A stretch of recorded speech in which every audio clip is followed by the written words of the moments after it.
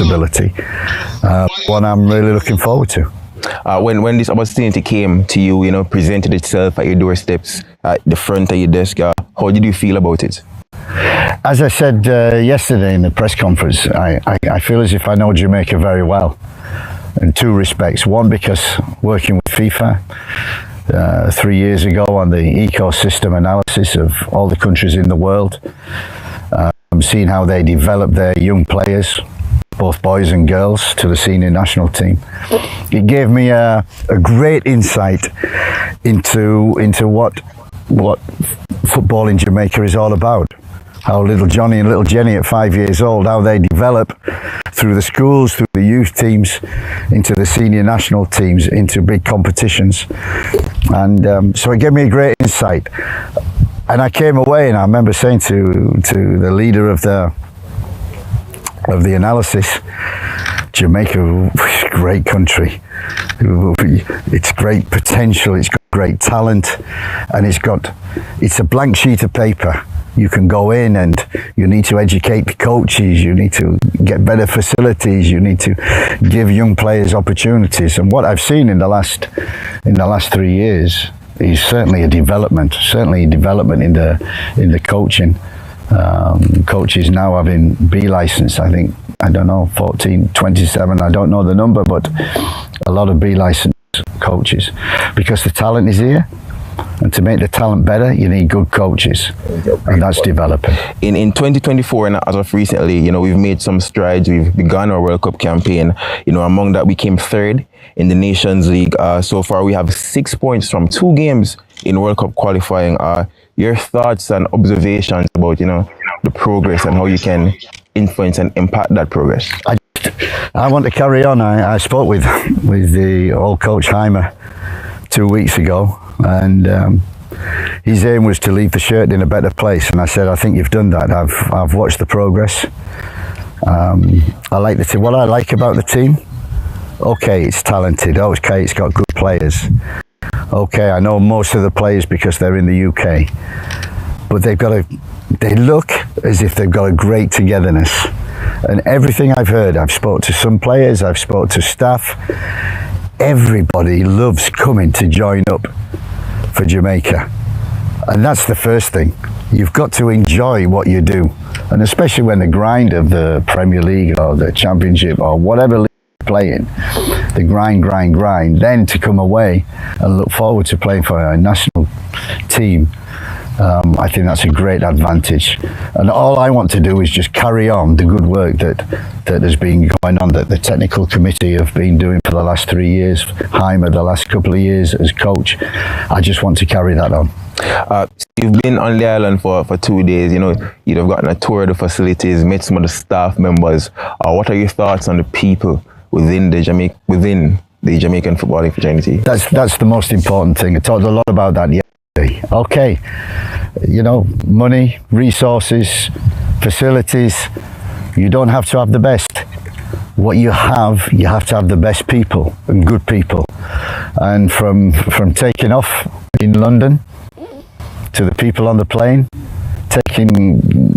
coming back off in the hotels, the press conference, the media, the staff which I'm meeting, I get a great vibe from it, a great feeling of closeness, of everybody proud of their national team, and that's the platform.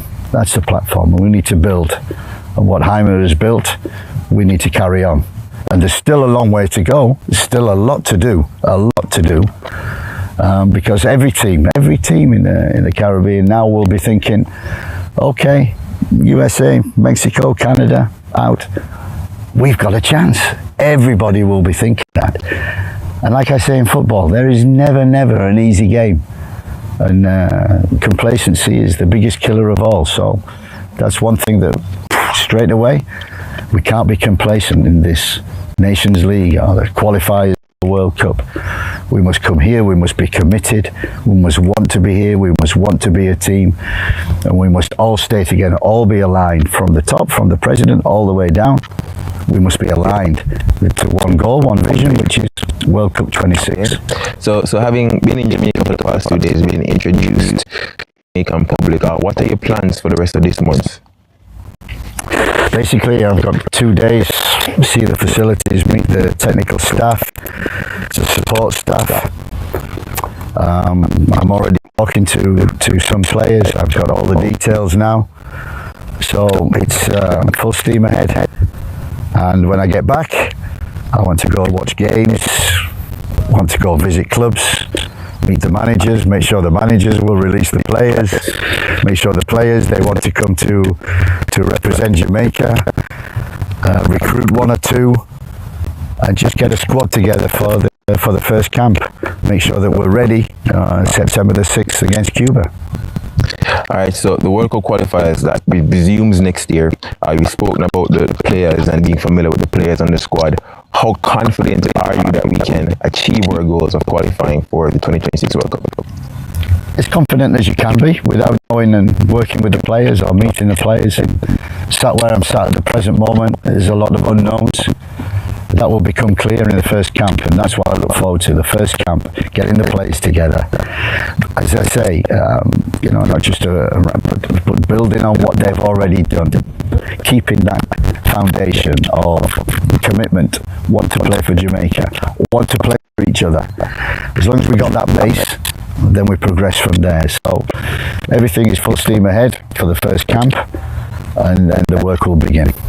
So before we head into World Cup qualifying next year, we actually have Nations League on September 6th at National Stadium against Cuba. Could you give a message to all the fans and Jamaicans all across the globe about that match, coming out and supporting the boys?